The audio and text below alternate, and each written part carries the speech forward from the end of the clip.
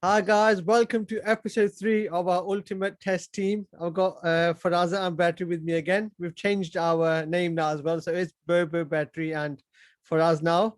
So Thank God. at the moment we have Graeme Smith, Alistair Cook, sorry Faraz, Sir Alistair Cook, and Ricky Ponting as our 3 selections so far. Today we're picking number 4. It's going to be very tough. We put our nominations on the page beforehand, but just to remind everyone, it's Stephen Smith, Jack Cullis, Sachin Tendulkar, Brian Lara, Virat Kohli, Inzamam ul Haq, Kevin Peterson, and Mohammad Yusuf. So we're going to get to it straight away today. It's going to be difficult to pick. So first off, Stephen Smith. Faraz, I'll come to you first.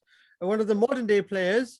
So again, he's a guy that's got not the I was going to say not the greatest technique, but I'll just say unusual technique, unorthodox. Can I just say? Yeah. I don't know why you're starting off with Stephen Smith while you've got other legends in there. That's got the order's got nothing to do with it. For us, the order. You've got Sachin and Lara. They should be one of the first. Yeah, but that's just giving. Maybe saving the best. He may be saving them. You're gonna get a lot of guys complaining why you start off with Tendulkar It or doesn't Lara. matter who we No, but it start. doesn't matter who you start off with. For us, it's a look Fair of the enough. draw. What do Fair you want enough. to start off with? Kevin Peterson then. Carry on. Smith, go on. Frazia, what do you think of him? Obviously, not just his technique here, but the way he just scores his runs and his all-round play. Steve Smith is a modern day great for me because the guy. Sorry to cut you, Fraz. I'm going to just remind everyone. I forgot to say by stats: 65 innings at number 4, 14 centuries, over 4,000 runs, and a ridiculous average of over 70.42. Arthur is a typo error. So yeah, sorry. Go on, carry on then. Yeah, like I said, he started off as a leg spinner, 7-8 years ago, started off as a leg spinner, and now he's possibly the best batsman in the world. I think he is the best batsman in the world, technically in test matches, definitely. I'm not sure about the white ball game, but his test matches, he's there. There's no doubt. The guy's got it all. He's got temperament. His technique's a bit, a bit flamboyant at times, and a bit funny looking, but it's his way, and he gets the job done. Yeah, So, and as you say, like I said, a modern day great. yeah, and he averaged over 60 in England and over 60 in India. So they're two kind of very different batting conditions. He succeeded in both. So Battery, as I said, he made his debut in 2010 as a bowling all-rounder. They thought he was going to be the next Shane Warne, but he didn't. Luckily for them, he probably Did he didn't. make that against Pakistan, Bobo? Yeah, in the series. Yeah, Yeah, Lord's last test match. That's the one. Yeah. I think in that test match, Marcus North got 6 wickets instead of Marcus North got 6 wickets, and then it was Asif in the second test match, wasn't it? Asif and they got Ahmed got wickets. So Ahmed and Asif, yeah. Yeah. So Steve Smith, Battery, we know he's been through quite a lot recently. Well, last couple of years for his involvement as captain in the ball tampering era. So do you think that kind of yeah? With Steve Smith, he's got a method to the madness. Yeah. It doesn't look pretty to the eye the way he's dancing around, his sort of flamboyant movement, but the guy gets the job done. He's got temperament, and he's got a technique that works for him. Many players now, you can, Chandapal, you've got Fuad Alam nowadays, yeah, is doing it. The movement side on. I know it's not side on, but there's so much movement, yeah. But when that ball's delivered, he's stationary and he's fine. The technique works for him. As for a batsman, in these days, sort of this current era now, he's definitely up there as the top batsman in the world of Test cricket. Yeah. So yeah, we all know kind of he's got the potential to be. I know we use the word great too freely, but he's got potential if he carries on to go down as one of the great, definitely the Australian batsmen, maybe all round Test players going forward. So Bertie, Jack Cullis, we're not going to spend too much time on him because we talked about him quite a lot on the last show. But for him again, I think he's in there not just because of his ridiculous numbers, because of the balance he can provide to the team. The thing is, Bobo, the fact that obviously this is what we have to remember. This sort of, we're picking and not all time, we're picking per position. Yeah. The fact that we're mentioning a player twice in two positions just says it all. You understand? I think he's the only one, probably. Yeah, he's the only one. He's the only one that you're going to mention sort of, in two positions. That just shows. If he doesn't get this position, then we might be discussing him in another show. So, most likely he'd be there in for the us, yeah, final the as well. thing with Callis is, yeah, it's not just him as his own as a batsman, but just if, as I said, we're picking this team for all around the world. So basically, if you're playing in Asia, this guy allows you to play two spinners without losing your batting. And if you're playing in the seaman-friendly conditions, you can also play the extra seamer, obviously with him. So the way he balances the team, that's why he's in there. But obviously, we'll talk about who we want to pick later. So the next big one, the big boy, Sachin Tendulkar battery, 275 innings at number 3, 44 centuries, nearly 13,500 runs, average of 54.40. Now, good luck starting off with him, battery. Look, I mean, I remember Sachin's. They don't say that you remember his debut, please. I don't remember his debut, but I do remember him playing in the 92 World Cup match, yeah? Yeah. In the 92 World Cup. I know it was white ball, but from then I sort of followed this guy's journey. I mean, he's you know, we talk about 2000. This guy was before 2000, after 2000. His career has lasted that long. What is it, about 20 plus years, baby? Yeah, 25 years. He made his debut in 1989 against Pakistan. Yeah. And then 2013 against West Indies. So he's played the 90s, the 2000s, and the 2010 plus as well. So he's played over 3 decades. Yeah. I mean, mate, I could do a whole talk. You know, I could do a full show on this guy. You know, his stats. His stats, his figures. You know, everything speaks for himself. The guy, you know, was dominant pretty much in India, and sort of, you know, he had a few series where he struggled in Australia. I remember a series where he was getting out frequently. Can you remember in that Australian test? 2003-4, yeah, series in Australia. And he took that shot out of his book. The drive, he said, the drive out, yeah. Yeah, he said, I'm not going to play it. And it was just, look, the caliber of this guy, man. It was, you know, I don't think it's very, in 2-3 minutes, it's hard to sum this guy up. You know what I mean? So, they just, little master is the master, mate. Is the master. So Frazia, obviously we're just going to, there was quite a few innings, but the one innings that comes to my mind, the Chennai 2008 test match, when India were chasing, so 375, Sehwag got him off to a flyer. But on that last day, the way Tendulkar played, it was a top quality bowling attack, even though it was Swan's debut. It was Swan, Flintoff was not. I think Flintoff, and they were still a good bowling attack. So, and the way he just maneuvered the attack, he didn't look in any trouble at all. And I think he was a big one in terms of ending Kevin Peterson's captaincy very early. So we'll talk about Frazia in terms of where to say the good things. But it's been labelled for us that Tendulkar's his numbers are brilliant, but if you really think about it deep down, there's not been many match-winning centuries or performances in Test match cricket. It's more that his numbers stack up. But when someone has to talk about Tendulkar, they have to go to numbers. They can't just talk about that many innings. Now, do you think that criticism is valid, or do you think, just people looking for controversy? Look, unfortunately for Tendulkar, in my view, he was a great. Okay, there's no denying that. Obviously, the numbers won't lie, would they? I mean, you know, you can be a good player and not still have great numbers, but the guy's got amazing numbers as well. So you know, you can't really deny that he was a great player. But like you said, a lot of people do criticize. Well, not criticize, but rate him maybe lower than Dravid, because Dravid, as you said, as you probably meant, was probably, for me, in that era, India's best player, because he won games at crucial point and he got runs at crucial times. A lot of Indians probably might differ from me, but it probably, from what I've seen, I could maybe pick a handful of innings of Tendulkar that were really, really, really significant in the way that he used to play. Dravid, on the other hand, used to play, a very critical role in very, very tight games and very, very crunch games. And like I said, in second innings maybe as well, he used to score more runs than Tendulkar. So, they're both modern greats, and they will never be forgotten. I mean, Tendulkar is God when it comes to India. So you can't get a better, Indians, you can't get a bigger status than that really in India. Okay, so I'm sure we'll come on to that discussion a little bit more later on when we come into picking the team. And also, sorry, I've actually met Tendulkar myself. And I've actually discussed with him a lot of things as well. And he's a very, very humble and very well outspoken guy. I was going to say something, what were you discussing with him, but we'll save that for off air. That question Yeah, I was going to ask you. So the next one, again, we're going even bigger for some people. So Brian Lara. So Fraza, get it right. Get it right. Charles Lara. Brian Okay, Lara. we've got to get the Charles in. So, Brian Charles Lara. Actually, get it right. Prince Brian Charles Lara.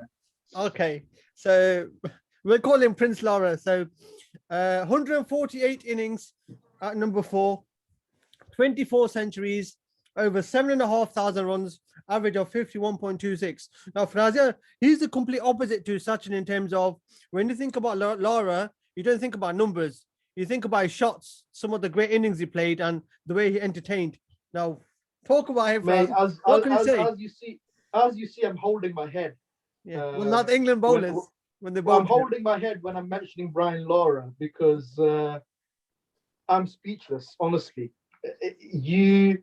for me, you can't get a more complete batsman. The guy was a genius. The guy oozed class. The guy somehow just found gaps that no one else could. Yeah. And his style was second to none. No one could match Brian Lara's style. His technique was his own. And the back lift and the the cut, the hook, the drives. The guy is just, oh my God. There's not enough words in the whole dictionary to actually speak about this guy. He's just too good. So battery, mate, this guy, he carried a team, a match winner.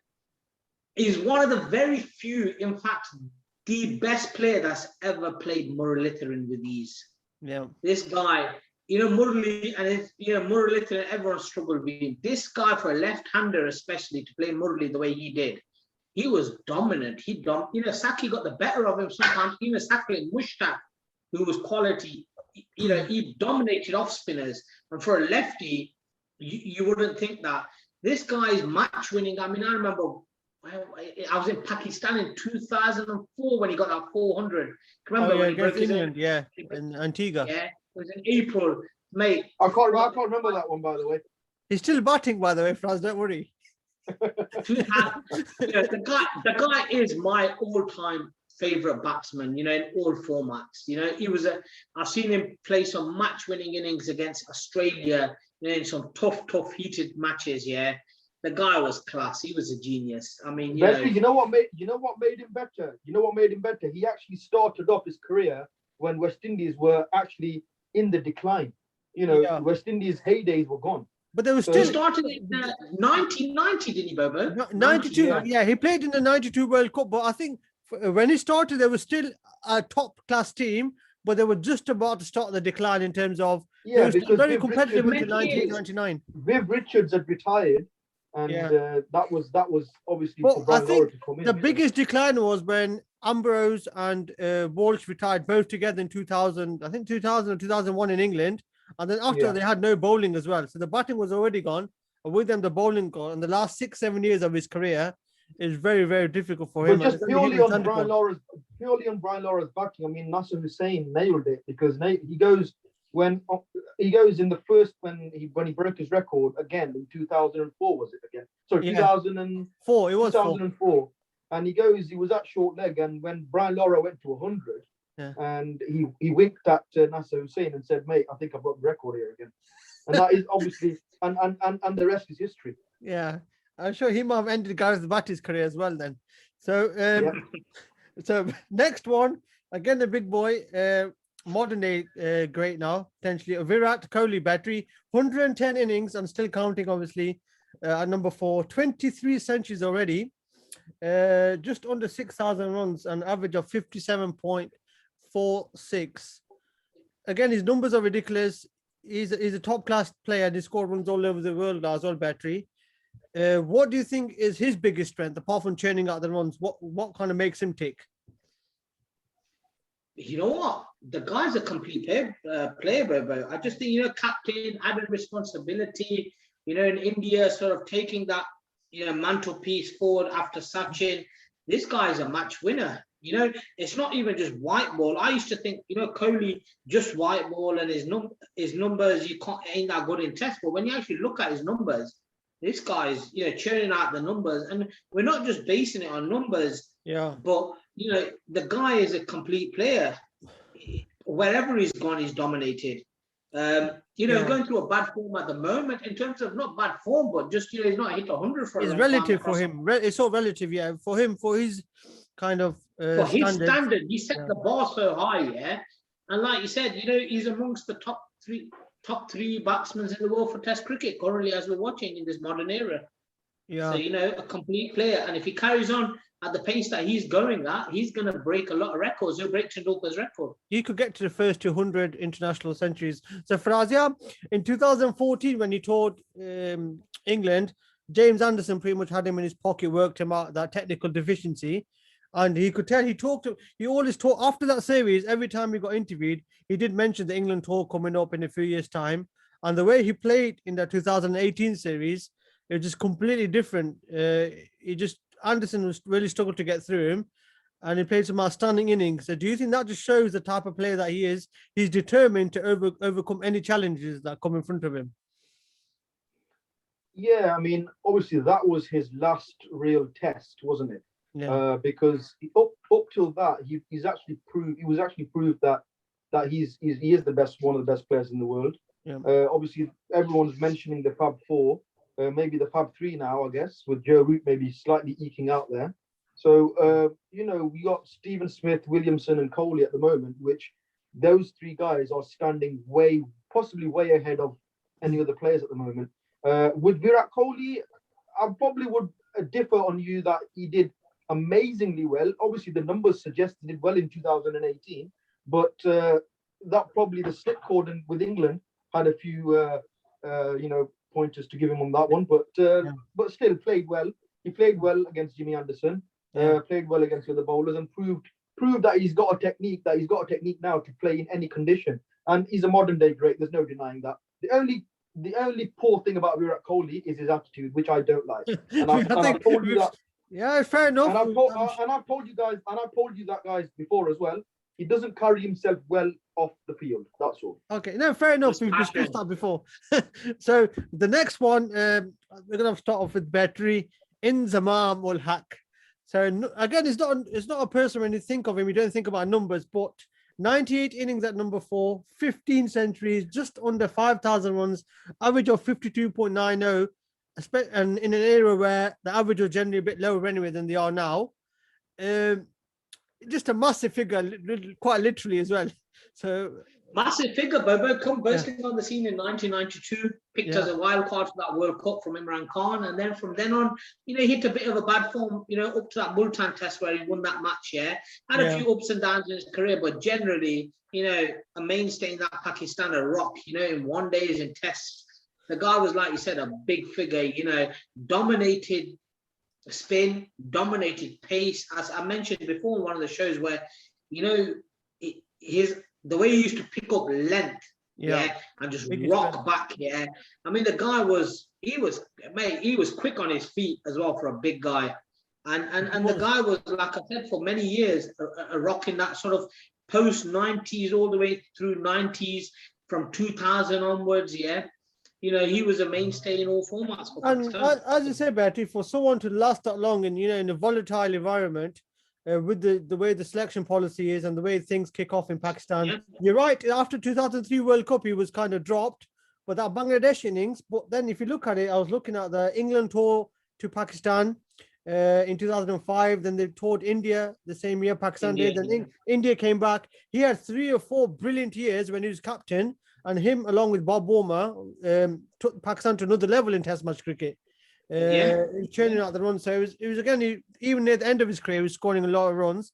So Frazia Inzamam, he did well. He was brilliant against England. So obviously, every time you watched him bat or he came to the crease against England, what did you fear the most about him? Was it just the fact that he was going to get runs, or the fact they could just dominate? And if it was his day, it could just win a game out of nowhere. The first time I saw Inzi in a test match was in 96 in England. Oh, yes. 96 was his, I think, was his first tour in England actually. 96. Might have been. I know after 92 World Cup, after 92 World Cup, Pakistan did to England. That was his first tour.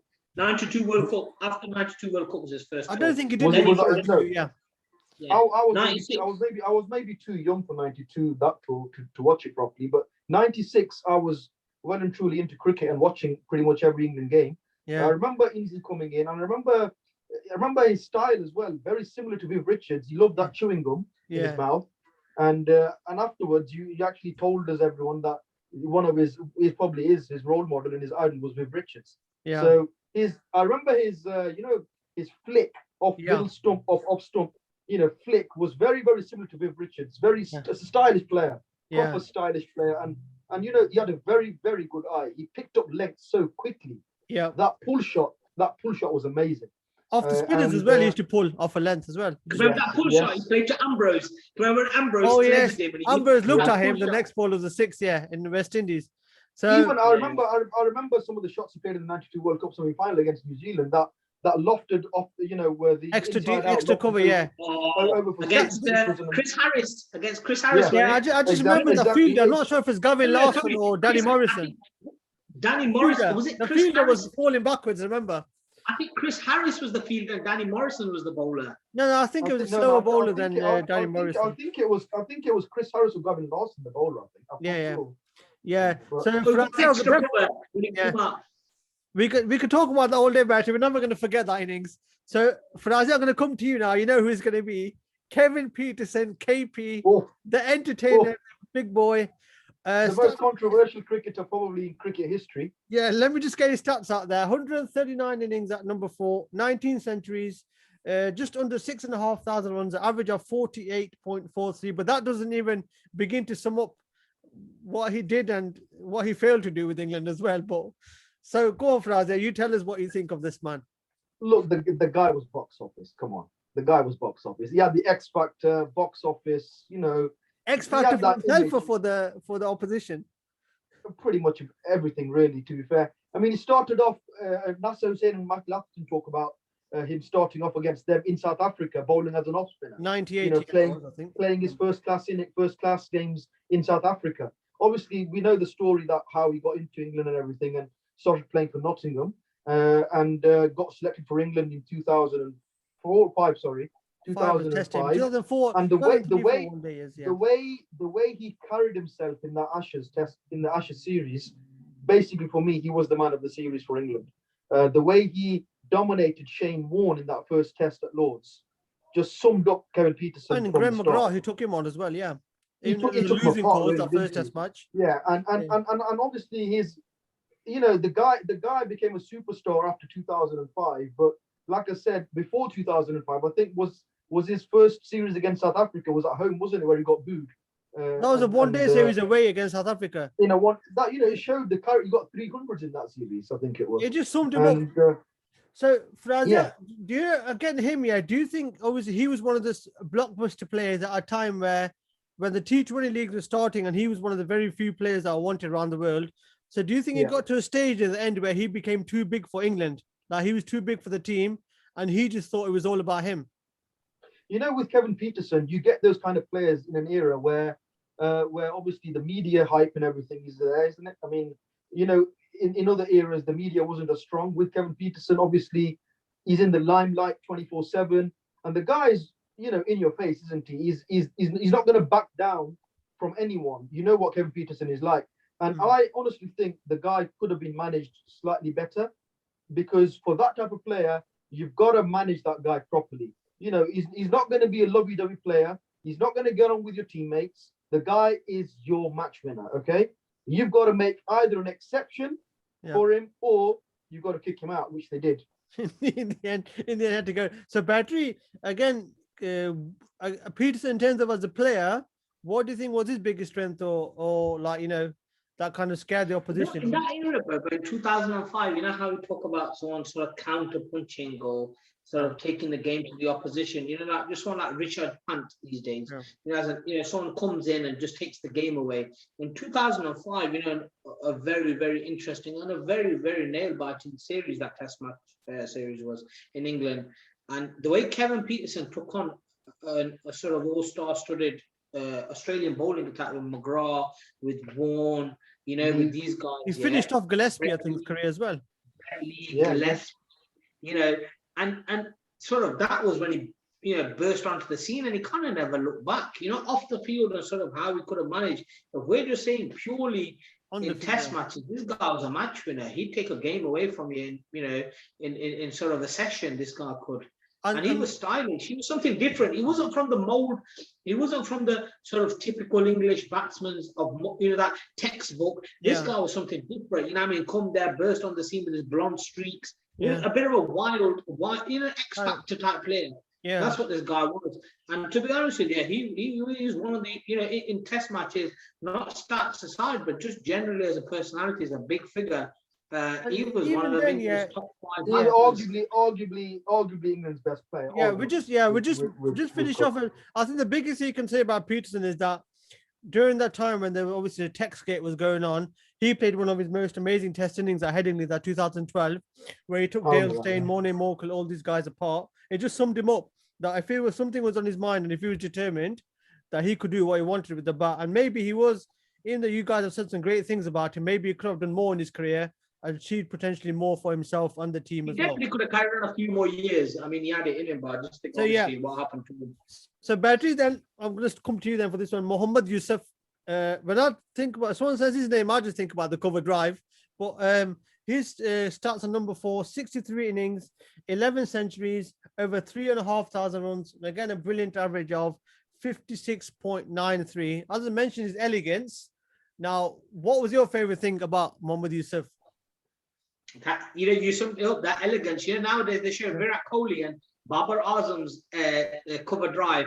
If you want to see a cover drive, just Google Mohammad Yusuf. This guy, you know, I think it was a year when, you know, he was known as Yusuf Yohanna, and then he became a Muslim and he changed his name to Mohammad Yusuf. In that year, he broke that record, didn't he, Bobo? 2006, I think, a century record, and runs in a year, calendar year. Runs in a year. And that record still stands. Is that record still stands? Still stands. Still stands to this date. This guy was, again, like I said, you know, how I talked about Inzamam, this guy was another rock in Pakistan's sort of batting lineup.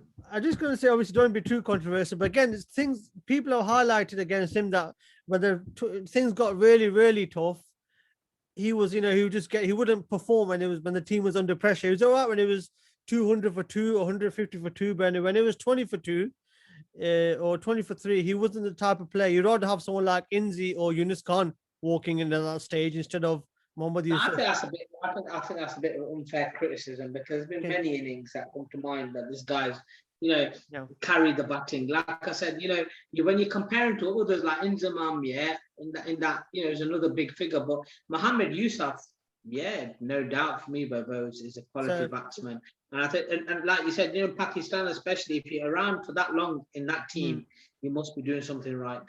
Yeah. So Frazia, just a quick one, 30 seconds on Yusuf then. He did really well. I think he averaged 54 against England, played some brilliant innings, got a double century at Lords in 2006 as well.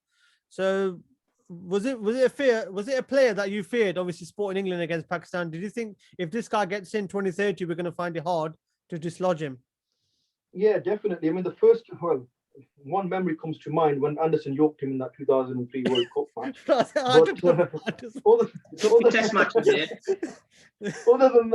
Other than that, the guy, like I said, he's a record breaker. He still holds a record, and if he's got a record like that, you can play. Have you forgotten him smashing Sean Udall and I don't know who the other spinner was, Ashley Giles around in Pakistan? Like I said, I rated the guy very, very high. He's a very good player. Thank you, guys. So now comes a very interesting part. I think let's get it down to three final nominations. So I think let's be honest. So we're going to bring it down to Sachin Tendulkar, Brian Lara, and Jack Cullis. So they're the ones we're going to bring it down to the final three. Yeah, that's very. You made it very easy, Bobo. Thank you. Yeah, we're going to bring it down to final three. So Battery, who are you picking and why? It's a good question, Bobo. You know, my final two is Brian Lara. No. Final two. I'll pick the final three, Battery. You pick one from the three. Yeah. One, you got to let me give a bit of context because I can't just say one and then I'm telling you why I'm picking. Right. Look, my favorite batsman is Lara. Yeah. But this whole sort of shows that we're doing is based 2000 onwards. Yeah. Yeah. Lara has played in the 90s and played 6 years in the 2000s. So he retired in 2006, I think.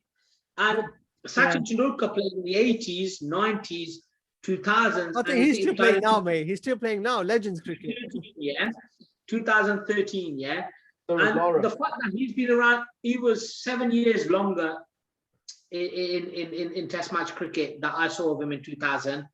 His runs, near enough double the amount of Lara's. Yeah. No, but we said it's not stats based, by the way, because just because Lara retired early, we're not allowed to say this. And by the way, just a quick on Battery, do you know Lara scored more centuries and more of his test runs after 2000 than before in his career? Yes, I know that. Yeah, so I'm just trying to remind you. Yeah, but for me, it's a very, very tough call. Very, very tough call, yeah. And Lara is my all-time favorite batsman, and I'm not going against him. So for me, it's Lara. I can, to be honest with you, like I said, I saw 6 years. You're saying Lara is a better player than Tendulkar. We need to confirm. Obviously, that's what you're saying. I'm saying Lara. You are saying Lara is better than Tendulkar because you're picking him instead of Tendulkar and Kallis. So you're saying Lara is better. Lara is a match. I rate Lara as more of a match winner than Tendulkar. And the reason why I rate that is because Lara, like you said, West Indies was in decline, Bobo, yeah? Yeah. And he carried that team single-handedly, I believe, yeah? Tendulkar, look, nobody's doubting his stats, yeah? Tendulkar had a lot of great batsmen with him as well that made his life a lot easier. Sehwag, Ganguly, yeah. And if you pull out Sachin's second innings stats and you pull out Lara's stats, you'll see a big difference. Yeah, fair enough. Fair enough, Battery. There's no problem with it. I agree. It's a possible point. No, Battery. We know. We know you're saying. We know you're saying Lara is a better player than Tendulkar. We're fine, Battery. It's okay. Get ready for your inbox anyway on Facebook. So, Frazia, what are you saying now? Look, I'm a big fan of Lara. Yeah. Yeah. Purely not purely for the fact that he's absolutely hammered England every time that he's played. Putting that to aside, you've got Alistair Cook, and then you've got Graeme Smith, and then you've got Ricky Ponting. Yeah. The last thing, if I was a bowler, the last thing I want to see out that pavilion, is Lara. Yeah. Out of those three people that you've named, the last person I would want to see is Brian Charles Lara, because that guy is a machine when it comes to run scoring, and when the chips are down, that this guy will not give up, and this guy will get you runs no matter how, and against the best bowlers in the world. So Faraza, you're also saying that you would pick Lara ahead of Sachin. Very interesting. No, it's for me. It's your opinions, guys. There's nothing to justify it. All I'm saying is this show's going to get shut down, boys. but fair enough. Plus, as you say, that it's good to have a left-hander coming in after number 3, a right-hander, Ricky Ponting. So there we have it. You guys haven't even thought about Jack Kallis. So do you just think that he wasn't even in the conversation? I was actually going to ask you. Jack Kallis is in the conversation. Jack Kallis, unfortunately, look, like I said to you, we are selecting per position, Bobo.